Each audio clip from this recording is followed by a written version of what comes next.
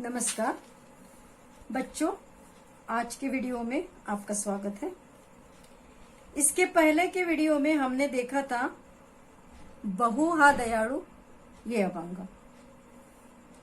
बच्चों, आज हम देखेंगे अभंग अनाथांचा नाथ। बच्चों, अनाथ अनाथ यानी क्या? तो बच्चों, अनाथ यानी जिसका कोई नहीं होता उसको बोलते हैं अनाथ। अनाथ आश्रम ये शब्द सुना होगा। किसको बोलते हैं अनाथ आश्रम? जहां अनाथ लोग रहते हैं।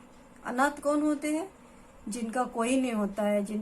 कुछ बूढ़े लोग होते हैं, उनके बच्चे उनको देखते नहीं है तो उनको अनाथ आश्रम में छोड़ देते हैं। कुछ ऐसे ही बच्चे होते हैं जो माँ बाप छोड़ देते हैं उनको, वो लोग कहाँ रहते हैं? अनाथ आश्रम में रहते हैं। तो इन अनाथों की रहने की जगह, अनाथों का आश्रम, इसको क्या बोलते हैं? अनाथ आश्रम। तो इस अनाथ आश्रम शब्द से तो आपको अनाथ शब्द का अर्थ समझ में आया होगा। तो अनाथ यानी जिसका कोई नहीं है उसको बोलते हैं अनाथ। अब नाथ यानी स्वामी, और स्वामी यानी परमेश्वर। तो निश्चित ही रूप से इसका अर्थ क्या होगा? अनाथांचा नाथ यानी जिसका कोई नहीं है उसका कौन है? परमेश्वर है। तो सबसे पहले हम देखते हैं इसका परिचय में संत निर्मला इन्होंने यह अनाथांचा नाथ ये अभंग लिखा है। संत चोखोबांच्या या धाकट्या भगिनी, संत चोखोबा, बहु हा दयाळु, इस अभंग में ही हमने देखा है। किसने लिखा था बहु हा दयाळु अभंग? संत चोखामेळा। और चोखामेळा को क्या बोलते हैं? संत चोखोबा। यांच्या या धाकट्या भगिनी, धाकट्या यानी छोटी और भगिनी यानी बहन। तो संत चोखामेळा, इनकी छोटी बहन, उनका नाम है संत निर्मला, और उन्होंने ये लिखा है अभंग अनाथांचा नाथ। पंढरीच्या पांडुरंगाची सेवा सतत घडावी एवढी एकच ओढ त्यांना होती। पंढरी यानी महाराष्ट्र में एक गांव है पंढरपुर। अब पांडुरंग, और इस पंढरपुर में पांडुरंग का मंदिर है। तर पंढरीच्या पांडुरंगाची सेवा सतत घडावी, सतत यानी हमेशा। पंढरपुर के पांडुरंग की, इस पांडुरंग को विठ्ठल भी बोलते हैं, सेवा करने का मौका सतत यानी हमेशा बार बार मिलना चाहिए, एवढी एकच ओढ त्यांना होती। ये एक ही ओढ यानी आसक्ति उनको लगी हुई थी। किसको? संत निर्मला को। ती ओढ त्यांच्या अभंगातून प्रकट होते, और वही उनकी आसक्ति जो है इस अभंग से अनाथांचा नाथ प्रकट हो जाती है। प्रस्तुत अभंगात संत निर्मला यांनी परमेश्वराविषयीचा उत्कट भक्तिभाव वर्णन केलेला आहे। अब इस अभंग में संत निर्मला ने अपना परमेश्वर के प्रति उनकी जो उत्कट भक्ति है उसका वर्णन किया हुआ है। तो सबसे पहले हम पढ़ते हैं अभंग अनाथांचा नाथ। बच्चों, मैं जब अभंग पढ़ती हूँ मेरे साथ साथ आप भी पढ़ने की कोशिश करते रहिए। क्या होता है ना, पढ़ने से बहुत फायदा होता है। जैसे कि पाठ पढ़ना, कविता पढ़ना, अभंग पढ़ना, इसको हमें पढ़ना चाहिए। इसके लिए मैं एक उदाहरण देती हूँ आपको। जैसे हमें परीक्षा में पैसे जाता है, लिखने के लिए पैसे जाता है, और उसमें प्रश्न आते हैं। तो हम कभी सीन पैसे जाते हैं, कभी अनसीन पैसे जाते हैं। अगर सीन पैसेज आया तो ठीक है, उसके उत्तर वो देखा हुआ रहता है तो हम लिख सकते हैं। लेकिन जो देखा हुआ नहीं है ऐसा पैसेज आता है, कभी अनसीन पैसेज, तो एक बार पढ़ने से हमें समझ में नहीं आता कभी कभी कि इस प्रश्न का उत्तर क्या है, उस प्रश्न का उत्तर क्या है।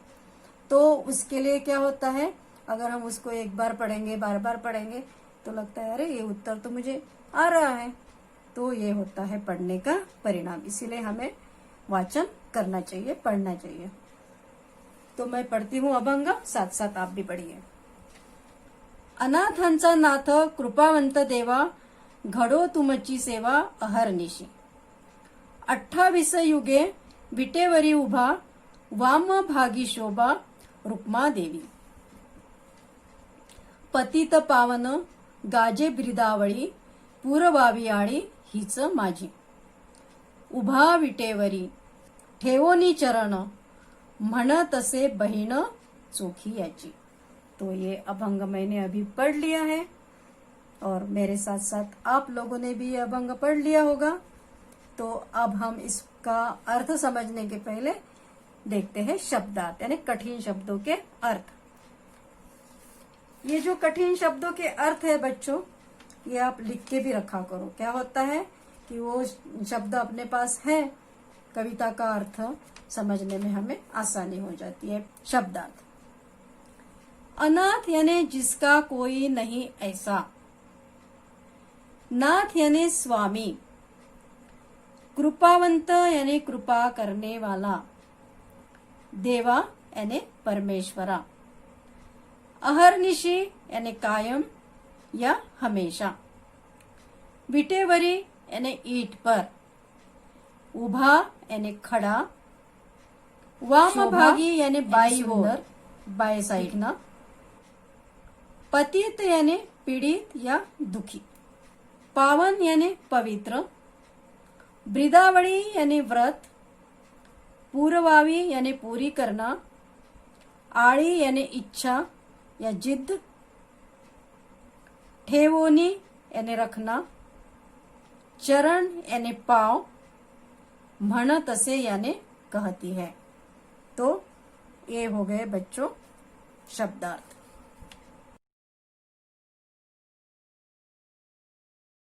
अब हम देखते हैं इस कविता का यानी इस अभंग का अर्थ. पहली 2 लाइन में पढ़ लेती हूं. अनाथांचा नाथ कृपावंत देवा, घडो तुमची सेवा अहर्निशी. अनाथ हमने देख ही लिया है. अनाथ यानी जिसका कोई नहीं होता ऐसा.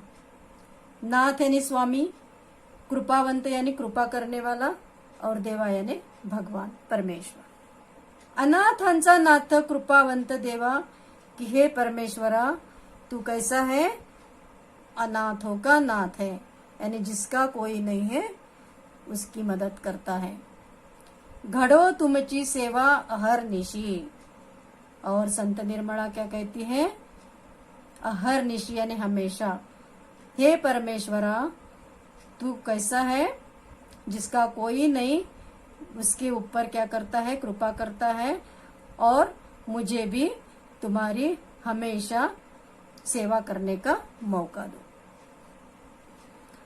28 युगे विटेवरी उभा, वाम भागी शोभा रुक्मा देवी. 28 युगे. अब 28 युगे यानी क्या. देखो बच्चों, एक युग यानी एक शतक. एक शतक यानी 100 साल का क्या होता है, एक युग होता है. और इस प्रकार से 28 युग यानी 100 गुना 28 कितना हो गए, 2800 साल. तो ये होगा, क्या होगा, 28 युगे यानी 28 युग. 28 युगे विटेवरी उभा, वाम भागी शोभा रुक्मा देवी. वाम भागी यानी बाएं साइड में. किसके बाएं साइड में, पांडुरंग के, विठ्ठल के बाएं साइड में. शोभा रुक्मा देवी. शोभा यानी सुंदर दिखती है. और रुक्मा देवी यानी देवी रुक्मिणी. देवी रुक्मिणी यानी पांडुरंग की पत्नी. इनको रुक्मिणी भी बोलते हैं, रुक्मा देवी भी बोलते हैं. तो 28 युग से ये पांडुरंग कहाँ खड़ा है, ईट पर. विटेवर यानी ईट पर. और उभा यानी खड़ा. ईट पर खड़ा है. क्यों खड़ा है, तो इसके पीछे भी एक कारण है. इस पांडुरंग का भक्त पुंडलिक. इस पुंडलिक भक्त के लिए क्या है, ये पांडुरंग ईट पर खड़ा है 28 युगों से. क्यों खड़ा है, क्योंकि भगवान पांडुरंग का दर्शन होना चाहिए ऐसे पुंडलिक को लगता था और उसके लिए वो तड़पता था। तो उसने क्या किया, पुंडलिक ने ईंट फेंक के मारी, तो वही ईंट पर पांडुरंग 28 युग से क्या है, खड़ा है। 28 युगे विटेवरी उभा वामभागी शोभा रुक्मा देवी, कि जिसके बाएं साइड में बाई तरफ सुंदर रुक्मिणी उनकी पत्नी है, और ऐसा पांडुरंग 28 युगों से ईंट पर खड़ा है। इस प्रकार का वर्णन संत निर्मला ने इसमें किया है। पतित पावन गाजे ब्रिदावळी पुरवावी आळी हीच माझी। पतित, पतित यानी पीडित, दुखी, पावन यानी पवित्र, ब्रिदावळी यानी व्रत। पतित पावन गाजे ब्रिदावळी, कि तू कैसा है, पतित लोग जो दुखी है, जो पीड़ित है, उनको क्या करता है, पावन करता है, पवित्र करता है। ऐसी ब्रिदावळी यानी ऐसा क्या है, ये तुम्हारा व्रत है। पुरवावी आळी हीच माझी, आळी यानी इच्छा, जिद्द, और मेरी भी एक जिद्द है, वो भी पूरी करना है। पुरवावी यानी पूरी करना, कि मेरी भी एक जिद्द है। कौन सी जिद्द है, कौन सी इच्छा है, कि जिस प्रकार से तुम्हारा एक व्रत है, पतित को क्या करते हैं तुम, पावन करते हो, दुखी पीड़ित लोग जो है उनको पवित्र करते हो, उसी के जैसे मेरी भी एक जिद है कि मेरा भी ये व्रत क्या करो, पूरा करो, यानी कि आपकी सेवा का मौका मुझे दो। उभा विटेवरी ठेवोनी चरण म्हणत असे बहीण चोखी याची। उभा यानी खड़ा, विटेवरी यानी ईंट पर, ठेवोनी यानी रखना, और चरण यानी पांव, यानी जो ईंट पर अपने चरण रखे खड़ा है, म्हणत असे बहीण चोखी याची। जो ईंट पर अपने चरण रख के खड़ा है, उस पांडुरंग को, उस विठ्ठल को विठोबा भी बोलते हैं, पांडुरंग भी बोलते हैं। म्हणत असे बहीण चोखी याची, कौन कह रहा है, चोखी याची बहन, यानी चोखोबा की बहन, और चोखोबा यानी चोखा मेड़ा, इनकी बहन। अब यहाँ सीधा नाम क्यों नहीं लिया गया कि संत निर्मला कहती है, क्योंकि इनको अपने भाई का, चोखोबा का, चोखा मेड़ा का अपने साथ नाम लेने में बड़ा अभिमान महसूस होता है, गर्व महसूस होता है, इसीलिए वो अपना नाम न लेते हुए क्या बोलती है कि उभा विटेवरी ठेवोनी चरण म्हणत असे बहीण चोखी याची, कि ऐसा ये पांडुरंग अपने चरण ईंट पर रख के खड़ा है। ऐसे कौन कह रही है, संत चोखोबा इनकी बहन कह रही है, यानी संत निर्मला कह रही है। तो इस प्रकार से यह है अभंग अनाथांचा नाथ। बच्चों आपने समझ लिया होगा, और एक बार इसका अर्थ देखते हैं तो अच्छे से हमारे समझ में आएगा।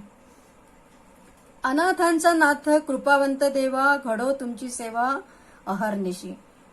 संत निर्मला कहती है कि हे परमेश्वरा, तुम कैसे हो, अनाथों की सेवा करते हो, उनकी मदद के लिए दौड़ के जाते हो, तो तुम्हारी सेवा करने का मौका मुझे अहर्निशी यानी बार बार हमेशा मिलना चाहिए।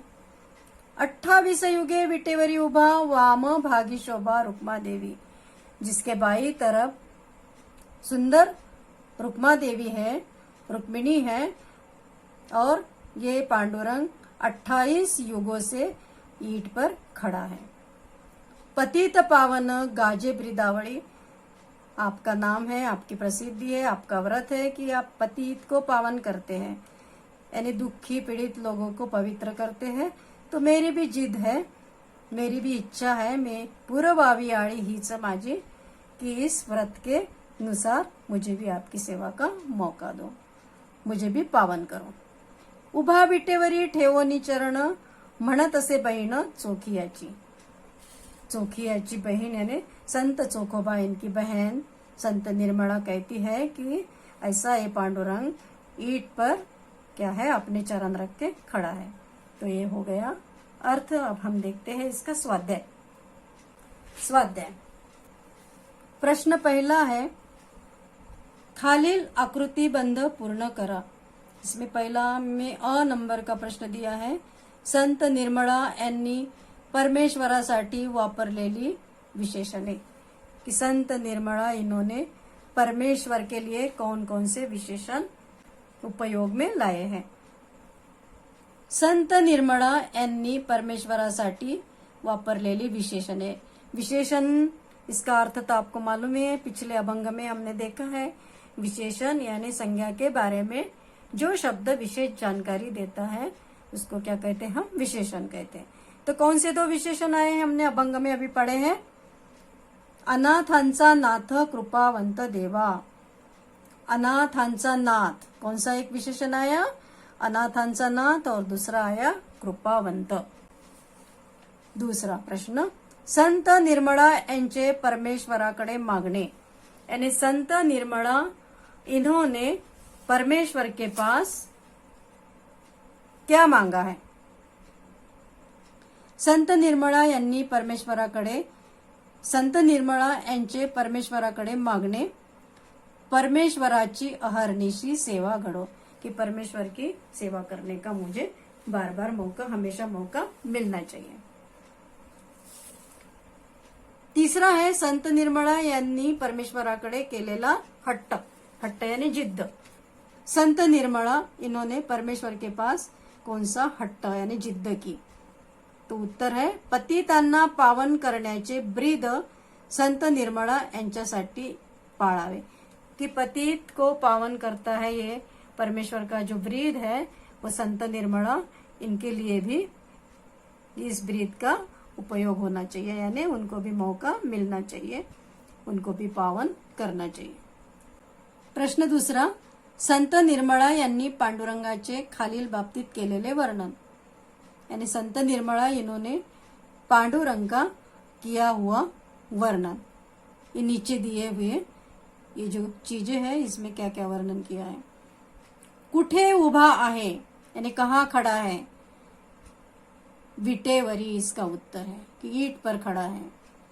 किती काळ उभा आहे यानी कितने काल से खड़ा है, तो इसका उत्तर है 28 युगे, यानी 28 युगों से खड़ा है। वामभागी कौन है, यानी बाएं साइड में कौन है, तो उनकी पत्नी रुक्मा देवी, ये उसका उत्तर है।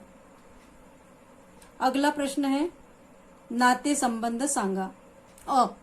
संत निर्मला और संत चोखामेळा, इन दोनों में क्या नाता है, क्या रिश्ता है, तो कौन सा रिश्ता है, बहीन भाऊ। पंढरीचा पांडुरंग और संत निर्मला, इनका क्या नाता रिश्ता है, तो देव और भक्त। पंढरीचा पांडुरंग और रुक्मा देवी, इन लोगों में क्या रिश्ता है, तो पंढरीचा पांडुरंग यानी ये पति है, रुक्मा देवी इनकी पत्नी है, पति पत्नी। अगला प्रश्न है, संत निर्मला यांचा परमेश्वराविषयीचा भक्तिभाव तुमच्या शब्दात लिहा। संत निर्मला इनका परमेश्वर के प्रति जो भक्तिभाव है अपने शब्दों में लिखना है। उत्तर इसका, अनाथांचा नाथ या अभंगात संत निर्मला यांनी परमेश्वराविषयीचा उत्कट भक्तिभाव वर्णन केला आहे, यानी कि अनाथांचा नाथ इस अभंग में संत निर्मला इन्होंने परमेश्वर के प्रति अपना उत्कट भक्तिभाव वर्णन किया है। त्या म्हणतात, अनाथांचा नाथ म्हणजे परमेश्वर कृपावंत है। वह कहती है कि अनाथों का नाथ जो परमेश्वर है बहुत कृपावंत है, दयालु है। संत निर्मला यांच्या हातून सतत ह्या परमेश्वराची सेवा घडावी। संत निर्मला कहती है कि मेरे हाथ से इस परमेश्वर की हमेशा सेवा होनी चाहिए। 28 युगापासून तो विटेवर उभा आहे। 28 युगों से ये पांडुरंग ईट पर खड़ा है और उनकी बाई तरफ उनकी पत्नी रुक्मिणी खड़ी है। तो पतितांना पावन करतो आणि माझा पण हा हट्ट पूर्ण कर, अशा त्या म्हणतात। उनका कहना है निर्मला का, संत निर्मला का, कि वो पति को पवित्र करता है और इस प्रकार का मेरा भी हट्ट है, मेरा भी हट्ट पूरा करना चाहिए। विटेवर पाय ठेवून तो उभा है, अशा संत निर्मला म्हणतात। संत निर्मला कहती है कि ईट पर अपने चरण रख के पांडुरंग खड़ा है दूसरा प्रश्न इसमें, परमेश्वराला अनाथांचा नाथ व पतित पावन असे का म्हटले असावे याविषयीचे तुमचे मत लिहा। परमेश्वर को अनाथों का नाथ और पतित पावन ऐसे क्यों कहा गया है, इस विषय से के संबंधित अपना मत लिखो। तो उत्तर है, परमेश्वराला अनाथांचा नाथ म्हटले आहे कारण परमेश्वर को अनाथों का नाथ कहा गया है क्योंकि तो ज्यांना कोणी नाही त्यांची मदत करतो, की जिसका कोई नहीं है उनकी वो मदत करता है। आणि पतित पावन म्हणण्याचे कारण म्हणजे जे पीडित, दुःखी, कष्टी आहेत त्यांच्यासाठी धावून जातो। और पतितों का पावन कहने का कारण ये है कि जो पीड़ित लोग हैं, दुखी है, कष्टी है, उनके लिए वो दौड़ के जाता है, त्यांचे दुःख दूर करतो और उनका दुख भी दूर करता है, यातना दूर करतो, त्यांना पवित्र करतो, उनकी यातनाएं दूर करता है परमेश्वर पांडुरंग और उनको पवित्र भी करता है। तो यह है उसका उत्तर। और उसके बाद का लास्ट क्वेश्चन है, तुमच्या आवडीच्या संतांविषयी थोडक्यात माहिती लिहा, कि आपके पसंद के जो भी संत है उनके बारे में आप थोड़े में जानकारी लिखो। तो इसका उत्तर आप अगर नेट में देखेंगे, गूगल में देखेंगे तो आपको मिल जाएगा, बहुत सारे संतों की जानकारी उसमें मिल जाएगी। और संतों के नाम मैंने बहुत सारे बताए थे इसके पहले अभंग में, बहु हा दयाळु, संत तुकाराम है, नामदेव है, एकनाथ है, ज्ञानेश्वर है, बहुत सारे संत है आदि। तो ये आपको जानकारी गूगल से मिल जाएगी। के बाद के वीडियो में बच्चों हम देखेंगे इसका अगला पाठ, और पाठ का नाम है पाळण्यातले पाय। धन्यवाद। अगर आपको वीडियो में कोई खामियां दिखे या डाउट हो तो आप मुझे कमेंट बॉक्स में लिखकर बता सकते हैं। मैं हफ्ते में 2 से 3 वीडियो डालती रहती हूँ। अगर आपको अपडेट रहना हो तो प्लीज़ मेरे चैनल को सब्सक्राइब करें, जिससे आपको रेगुलर नोटिफिकेशन मिलता रहेगा। और अगर आपको मेरा वीडियो पसंद आया हो तो प्लीज़ उसे लाइक और शेयर करें, जिससे मैं और इम्प्रूव कर सकूँ और आपको नए नए वीडियो दे सकूँ। धन्यवाद।